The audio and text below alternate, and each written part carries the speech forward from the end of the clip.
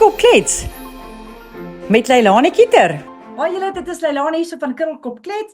Vanoggend gesels ek met Annemarie Jansen. Sy is iemand wat ek 'n rukkie terug ontmoet het, wat ons oorweeg het om 'n boek oor my lewe te skryf, maar sy is ook die bekende skrywer oor die Eugene de Kock boek, waaroor ons 'n bietjie later gaan praat. So ons gaan nie eens oor jou praat, wie jy is, wie is die vrou agter die pen? Hoe gaan dit met jou vanoggend?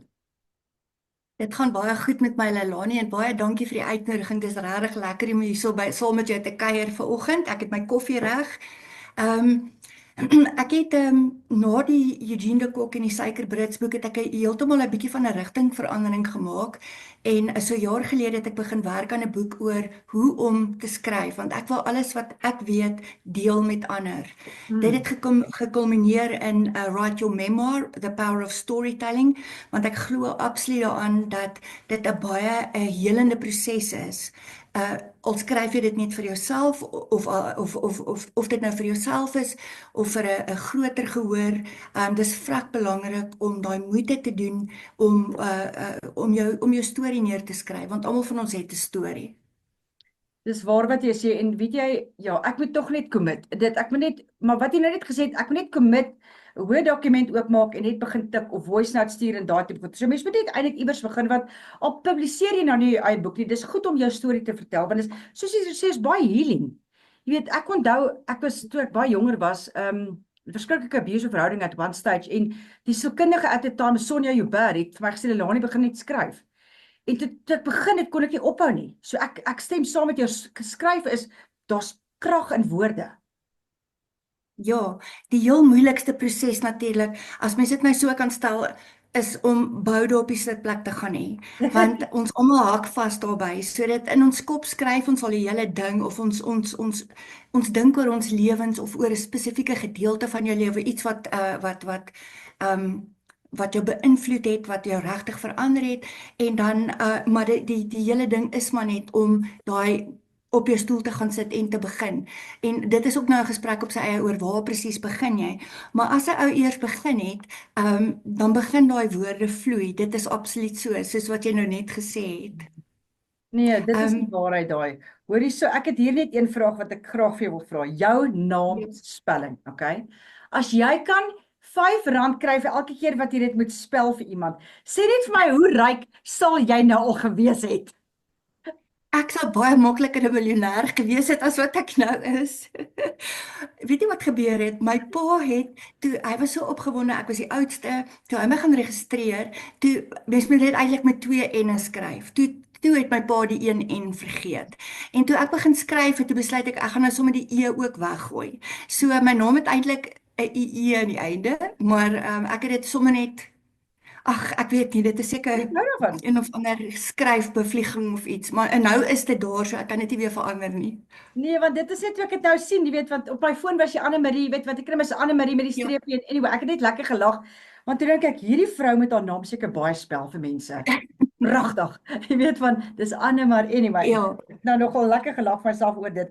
Hoorie so man, ek sien jy het toch gepraat oor die werkswinkel, daai tipe goed wat jy doen. So die ding oor vrou, boom en mustang, sing jy nou ook, of is dit gedigte? Vertel my net 'n bietjie van dit, want dit intrigue my vreeslik, want kyk, ek en 'n mustang, né, gaan saam. Okay, so ek wil weet, waaroor gaan dit, vrou, boom en mustang? Dit is een van die lekkerste projekte wat ek my hele lewe nog gedoen het. So rukkie terug het 'n vriendin, Marlene Barnard, sy het 'n wonderlike stem. Het ons gesels, ek sê toe vir haar, hoorie, ek sit met gedigte, wil jy dit toonset dalk? Sy hou toe baie daarvan, begin dit toonset, ons doen toe die produksie daarvan saam met Johan Kelber, hy's in Pretoria, hy's uitstekende musiekregisseur, en ons besluit dit moet in 'n vertoning wees. Ek moes toe intussen nog gedigte skryf, wat baie goed was, presies waar ons nou gepraat het, wanneer jy skryf, verwerk jy dinge. Ek het oor my ma se dood geskryf, wat ek nog glad nie mee kon deel of werk nie. Ook hoekom sy dinge gedoen het, hoe sy dit gedoen het, en om haar ten diepste te verstaan. En my begrip het gekom daaruit dat ek toe met die gedig gewerk het, en uiteindelik het ek haar gesien as 'n perd, 'n mustang, 'n perd wat wild en vry in die hemelveld is. En ons het toe dit gebruik ook, sekere Ek het met argetipes gewerk. So in die bundel het ek ook foto's van 'n vriendin van my, Annie Kruier, 'n fotograaf in die Kaap. Ek het dit kon insit. So en ons het ons eerste vertoning nou gehou, die tweede en dis die 15de November in Pretoria. En dis lieflik. Dis absoluut 'n lieflike vertoning. En ek dink veral vroue gaan aanklank vind daarbey. Wow. Okay, ek moet sê ek is mal oor die antwoord en ek het dit nou nie gesien kom nie. En wanneer is jou ma oorlede? Sy is 3 jaar gelede oorlede. Okay. Ons het 'n gekompliseerde verhouding gehad. My ma kom uit die geslag uit waar vrouens baie korrek was en kinders op 'n sekere manier grootgemaak was. Ek het vir baie lank gerebelleer daarteen. Dis nou nie hierdie massiewe dat dit 'n abusive ding was en ek is 'n kind wat baie seer gekry het uit sulke goeters nie. Dit was op 'n ander tipe vlak van vreeslike verwagtinge wat op jou geplaas is en om die korrekte ding te doen en alles. En ek het baie lank gesukkel daarmee en uiteindelik toe sy weg is net weg, né? So toe ek weet jy ken dit. So en ek moes dit verstaan. Ek moes dinge verstaan. So en my digbundel is daai manier. So of jy nou 'n memoir skryf of 'n roman of 'n digbundel, dit is ek het gedoen wat ek vir ander mense sê om te doen. Jy weet, daarin. Sjoe. Dis nogal amazing. En soos jy sê, ek dink baie vrouens gaan aanklank vind met dit. Hoorie man, ek Ja. sien net op die ouderdom van 47 het jy gaan stap in Namakwa. So my vraag aan jou is, wat het jy van jouself geleer in daai proses? Want ek het ook al so iets aangepak en ek weet wat my antwoord is, maar ek is mal oor om by ander mense te hoor. Wat ervaar jy? Want dis nie noodwendig dat mense 'n ander mens terugkom nie, of jy nou heeltemal iemand uniek is nie, maar dit vorm tog bietjie jou karakter en jy weet ek dink dis so goed vir mense. Ek wil baie graag hoor wat het dit vir jou beteken en ja, praat met my oor dit asseblief. My familie is baie sportief. Jy weet, almal het hulle dinge gehad en Anne-Marie het net gym toe gegaan en niks verder.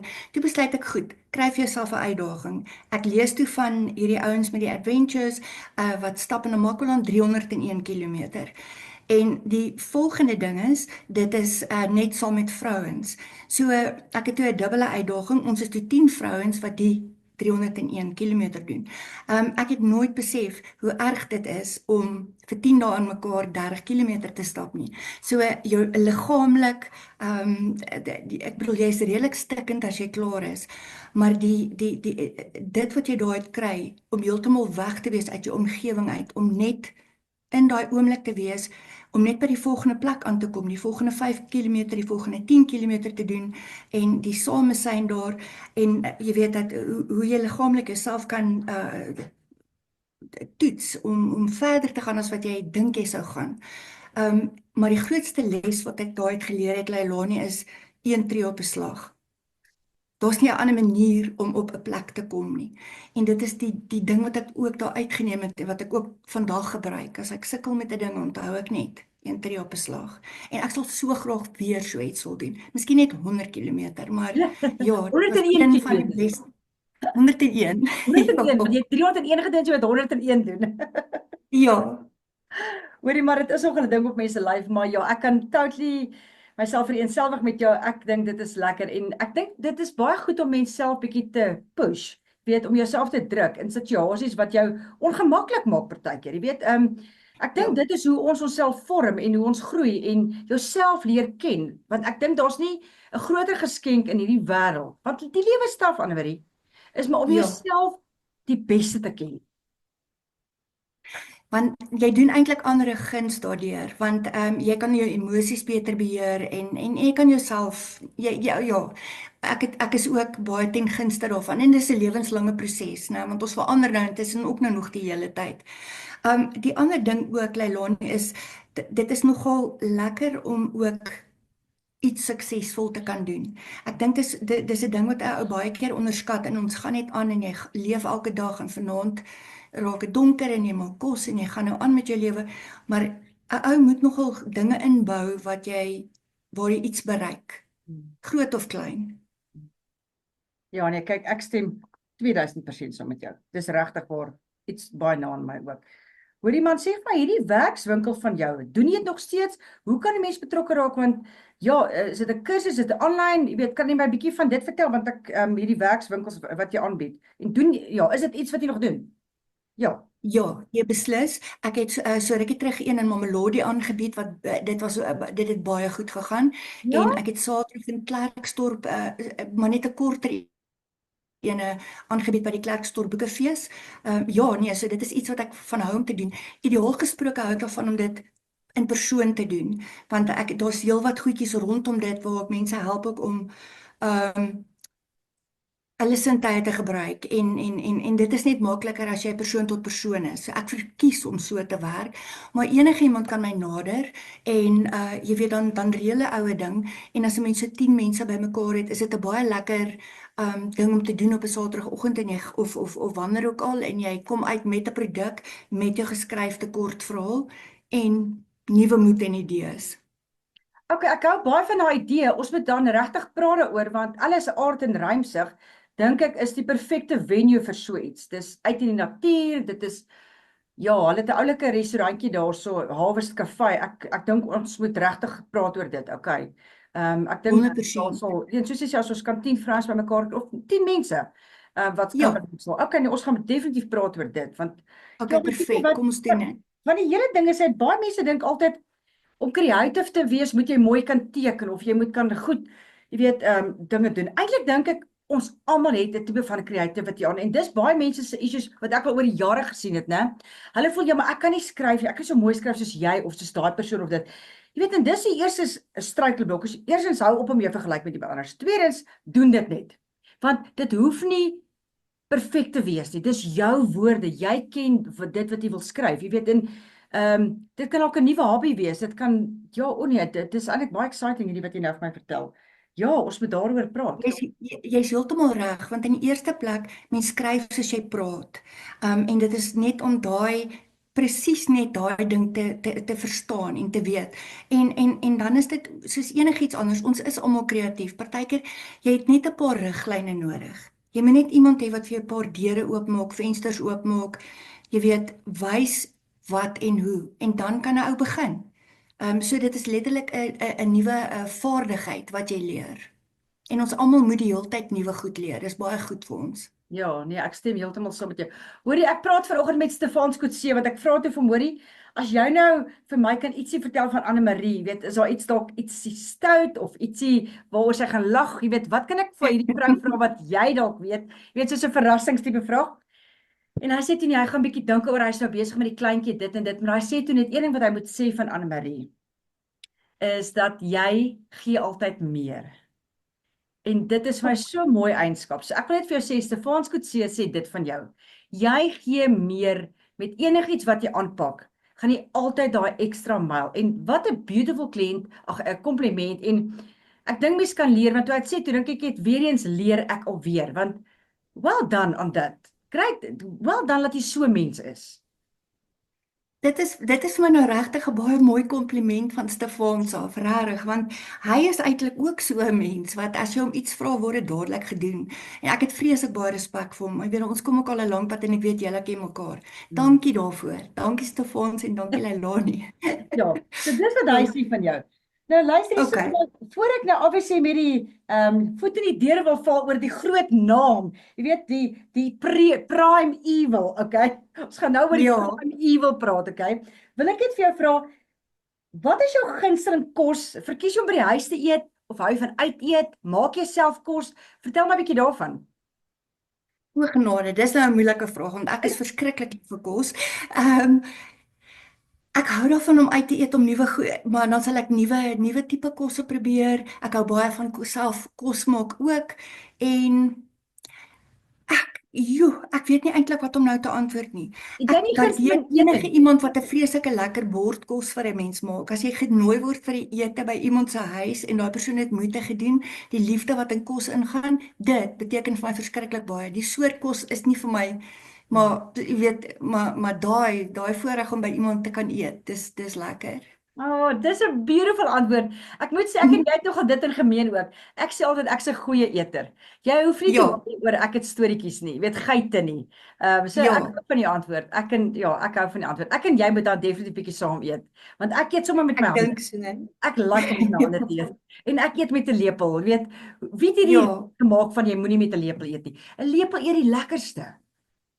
ja, en ek kry dikwels daai gevoel van, "Oeg, ek voel nou so gelukkig as ek iets lekker eet." Ehm Dis waar. Ek en my ja. suster en my beste vriendin het 'n WhatsApp groep TLC, né? En ons stuur daar partykeer, jy weet tipies maar vrouens stuur mekaar jou kos en goed. Oh, daai suster Ja. maak lekker kos maak. Gesê ek vir Tia, ek lek nou my skrien af, okay? Ja, nee, ek is 'n baie goeie eter. Hoorie so man, okay, Eugene de Kok. Ek wil vir jou een vraag vra. Wat sal jy sê is die een of twee goed wat mense assume oor hom wat jy graag wil, ek wil nie sê want jy het hom nou ontmoet en ek dink jy het hom leer ken en jy het die boek geskryf, jy het hom leer ken, okay? So en ek dink daar's 'n groot assumption oor hom, verkeerde assumptions, maar mense mag hulle opinie sê natuurlik, want ek het vir 'n paar mense nou gevra hieroor en ek was verbaas hoe baie mense nog hulle positiewe gesindheid oor hom hoor en baie mense het natuurlik nie so goeie jy weet 'n lekker gesindheid oor hom nie, maar wat sal jy sê is die meeste ding wat mense assume oor hom en wat is jou persoonlike gevoel oor hom as jy nou vir die publiek wat hierdie video kyk iets kan vertel van hom? Goed. Kyk, Eugene is in 'n hof skuldig bevind en hy het sy straf uitgedien. So in daardie opsig dink ek kan 'n mens 'n bietjie vergewensgesind wees. Iemand het sy straf uitgedien en hy het nou 'n kans om, jy weet, die res van sy lewe te leef en te leer uit die fout uit en dit nie te herhaal nie. Ek dink die ding wat die meeste ouens dalk assume oor hom is dat hy uit baie dikwels uit eie inisiatief uit opgetree het of wat ook al en ek dink hulle vergeet oor die opdraggewers wat 'n oorlog bestuur. Jy weet jou regering wat 'n oorlog bestuur en met hulle geheime organisasies en dinge wat goed op 'n sekere manier wil laat gebeur. Eugene sou definitief ook soms dalk eie inisiatief gebruik het, maar ten beste op die meeste was hy 'n pion of nie 'n pion nie, maar 'n sal ek sê 'n stuk gereedskap wat die regering gebruik het om hulle doele te bereik. So die ding wat mense dalk nie weet van Eugenie is dat hy's baie meer intelligent as wat 'n mens sommer nou net sou dink. Jy sou dink hy's daai tipiese oorlogsou, groot spiere, jy weet wat net wil geweer in die hand hê en so aan. En hy's eintlik 'n baie sensitiewe persoon en geweldig intelligent. So dit is eintlik soos met alles, is dit goed om te kommunikeer met iemand of werklik te luister sodat jy ook die ander ou se perspektief kan verstaan. En ek dink veral met Eugene het hy nog nooit regtig 'n kans gehad om sy perspektief te stel nie. Hy was maar gemuilband deur sy parool voorwaardes ensovoorts, maar daardie dinge is nou besig om te verander en ek kan ook sê dat hy besig is met sy eie boek en dat daar 'n dokumentêr gaan kom. So uiteindelik gaan hy ook 'n kans hê om sy kant van die saak te stel. Daar's natuurlik altyd net swart of wit opinies oor hom. So dis of positief of negatief, maar hy kry die kans om dinge van sy perspektief af te vertel. Kyk, my boek was van 'n wit Afrikaanse vrou se perspektief. Phumla Gobodo Madikizela is 'n Xhosa en 'n sielkundige en Jeremy Gordon was Joods en 'n joernalis. So uiteenlopende persone wat al reeds oor hom geskryf het of die 3 boeke oor hom geskryf het en nou gaan hy sy eie stem laat hoor. Ja, ek dink dit is nogal belangrik en ek moet vir jou sê ek is 'n groot fan van documentaries, okay? Maar wat my gat kan krap, dis soos met hierdie Mendes broers, okay? Toe na die Ja. tyd toe kom ek nou eintlik agter die regisseur of die direkteur het baie sensasie gaan insit. So ek was nogal regtig geïrriteerd oor dit, okay?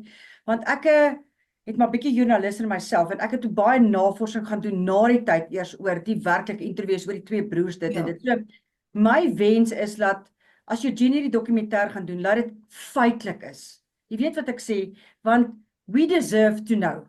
En ek wil, as ek dit klaar gekyk het, wanneer dit ook al uitkom, wil ek voel, maar ek voel nou, ek hoef nie met my ore uit te leen nie, want die dokumentêr het my ingelig. Verstaan jy wat ek bedoel? Ek gee nie Ek verstaan baie presies wat jy Amerikaanse bedoel. ouens. Weet jy wat, daai twee broers, ja, wat ek het nou die storie gevolg, but this is not close to home. This is close to home. Verstaan jy wat ek bedoel? Ja, Ek soek die waarheid.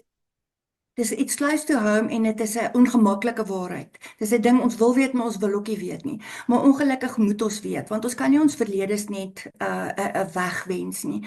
Ek is nou besig met 'n boek, Messages of Hope for South Africa, waar ek 27 mense het wat almal 'n boodskap skryf uit 'n klomp verskillende gedeeltes van ons samelewing. En dit is vrek interessant en so belangrik dat ons na mekaar se stories kan luister.